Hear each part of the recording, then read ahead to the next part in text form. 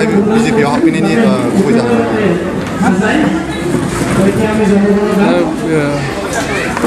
BJP को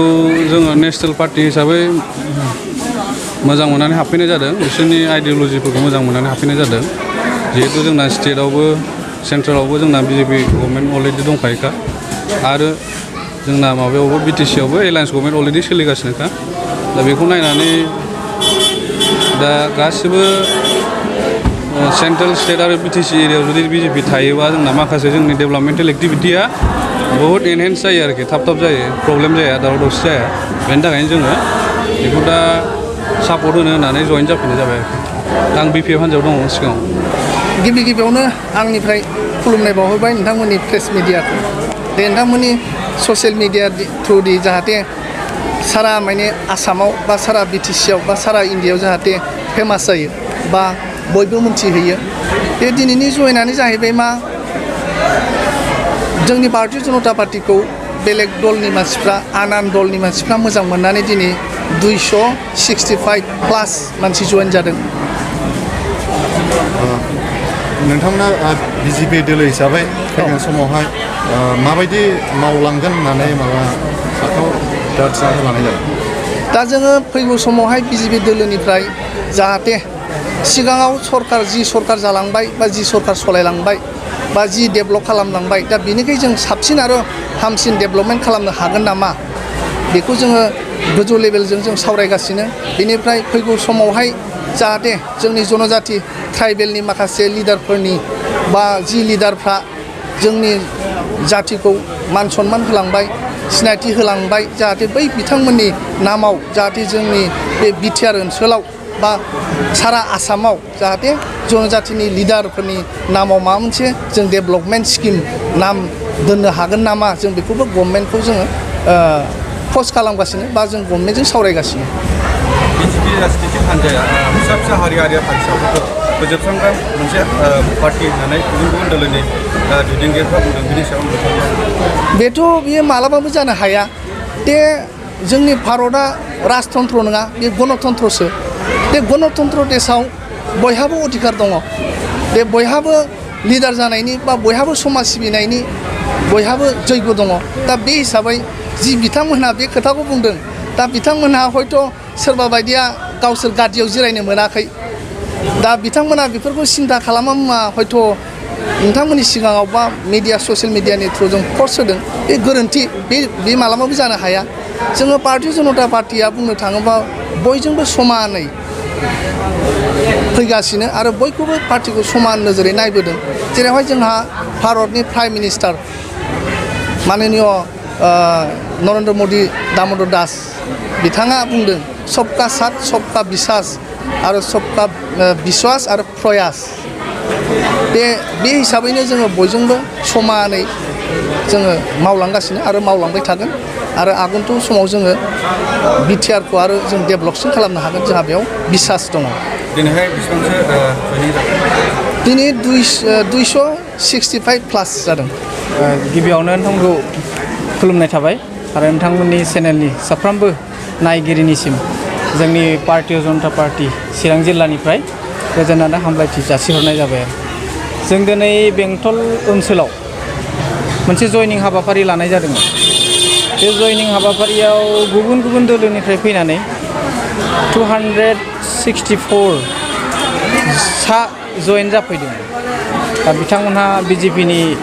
नीति आदर्श खामानि मावनाय आरो जे बिजेपिया गासिबो हारिसाफोरखौ लानानै जे मोनसे मोजां परिबेस बा सोलिनो हानायनि मोनसे प्लेटफर्म बेखौ नुनानै बिथांमोनहा बिजेपिनि फारसे मोनसे आग्रह जादों बिजेपिनि फारसे अनसायनाया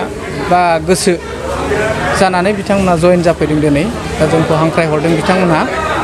दा बे हिसाबै जों दिनैहाय इयाव बेंटलनि बाजारावनो मा होनो बेखौ लक्ष्मी मन्दिरनि बे नैबे जिरायसालियाव जोङो बे प्रग्रामखौ लानाय जादों आरो मा हारिनिफ्राय दिनै बिसेसके बर'निफ्राय फैदों आरो आदिबासि बिनिफ्राय नेपालि राजबंशी बेंगलि माने जोंनि बिटिसिआव जा हारि दं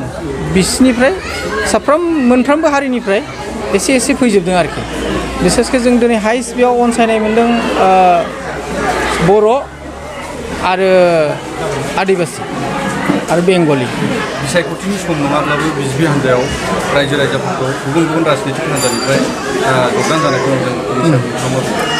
बेथ' माने जोंनि बिजेपिनि थाखाय मोनसे मोजां खौरां प्लास माने आजिखालि बयबो रायजो राजाफ्रा एसे माने माबा जाबाय मा होनो बेखौ बयबो माने एसेब्लाबो मोनसे मा होनो मबाइलानो हक बा टिभि निउस चेनेल गासिबो नुजोबो दा सोर बबे हान्जाया मा मावगासिनो दङ बिजेपिया रायजो राजानि थाखाय मा मावगासिनो दङ आरो बिसेसके भारतीय जनता पार्टिया जोंनि बे बिटिआर ओनसोलाव बा बिटिसि ओनसोलाव जेनाखि मोनसे गोजोन थासारि जों गासिबो जाथि जनगोष्ठीजों मिलायनानै थानो हानायनि जेनाखि मोनसे परिबेस बे परिबेसखौ दिनै भारतीय जनता पार्टिया बेयाव मोनसे माने मोजां परिबेस लाबोनानै होफैदों दा बेखौ मोजां मोननानै हयथ' बिथांमोनहा जोंनि भारतीय जनता पार्टियाव इलेक्सन नङाब्लाबो बा बिसायख'थिया खाथियाव नङाब्लाबो दिनै लैहोर लैहोर फैनानै दिनै जयेन जाफैदों दा नोंथांमोनहा नुदोंमोन सिगांनि समफोराव जोङो माबायदि परिबेसाव थायोमोन जों दागगारियाव थाङोब्ला सान्थिफुराव थाङोब्ला 2टा 2:30 न'आव फैफिननांगौ माने बेबायदि परिबेसनिमोन माने बबेयाव मा जागोन बबे समाव जों हमनोनो हायामोन थ' दिनै बे परिबेसा गैला जों हरनि 10टा 11टाबाबो गावनि खामानिखौ फोजोबनानै दागगारिनिफ्राय बङाइगाव बा दागगारिनिफ्राय क'क्राझार जों एकदम माने बेबायदि थांनो हानाय मोनसे बा सोलिनो हानाय मोनसे परिबेसखौ भारतीय जनता पार्टिया दिनै खालामना होदों बिनिखायनो साफ्रोमबो रायजो राजाफ्रा दिनै भारतीय जनता पार्टिनि फारसे अननाय आरो अनसायनायखौ लाबोदों आरोखि दा बिनि थाखायनो बिथांमोनहा जयेन जाफैदों निस्सय जों सानो आरो जों आसा खालामो फैबाय थानाय समाव गासिबो जोंनि गेजेराव अनलायनाय गोरोबलायनाय जों बेखौ हदाय लाखिबाय थानो हागोनखौ जों मिजिंथियो चिरां जिल्ला एसटि मोसा हिसाबै फैबाय थानाय समाव माबायदि खामानि मावगोन आरो गुबुन गुबुन गामिफ्राव हाबनानै नोंथांमोना माबायदि निस्सय जों चिरां जिल्ला एसटि मोसा हिसाबै बिसेसके जोङो जोंनि एसटि ओनसोलाव जों हाबगोन आरो जों मावगासिनो दङ आरो गोबां जयनिंनि बिथांमोना जोंखौ लेंहरगासिनो दं गोबां जायगायाव जों माखासे सम होनो हायाखै जों सिगां समावबो बुंबाय थादों जयनिं जानांगौ गोबां दङ जों माखासे प्रब्लेमनि थाखाय जों जयनिं खालामनो हायाखै मानो होनबा जोंहा दलनिबो माखासे खामानि थायो थ' बे हिसाबै जोङो लासै लासै जयनिंखौ जों लालांबाय थागोन आरो जों एकदम ग्राउन्डआव थांनानै जों खामानिखौ मावबाय थागोन दिनैथ' बेंटल जेनाखि बाजाराव जानाय दानि जाबाय थानाय जयनिं प्रग्राम बे मोजाङैनो जादों 200+ जयनिं जादों दिनैनि दिनावहाय गुबुन गुबुन दलफोरनिफ्राय फैनानै दिनै जयेन जाफैदों आरोखि गोजोनथाव बाथ्रा जाहैबाय जोंनि थाखाय फैगोन समावहाय सार बिजेपिया माबायदि मावनो थाखाय आखाइ थिरांथा लादों जोंहाथ' जेनेबा सरकार दं गैया जों खोथा गैया वार्कार जोंहा क्रिएट खालामनांगौबा जोङो जोंनि सापर्टार बुथुमनांगौ हिसाबै दला दायथ' होदों हिसाबै जोङो बे खामानिखौ मावबाय थादों खारन मोनफ्रोमबो दला मोनसे उद्देश्य थायो बे उद्देश्यआ जाफुङागौमानि जाफुंखांनायनि उनावबो बे माने दलखौ मजबुत खालामनायनि पलिसिफ्रा थाबाय थायो आरो बेखायनो जोंबो जोंनि दलखौ बोरैहाय जोङो बे ओनसोलाव बोरै गोख्रों खालामनो बे पलिसि लानानै जोङो जयनिं प्रग्राम बा जिखुनु एक्टिभिटिसफोरखौ लाबाय थानाय जादों आरो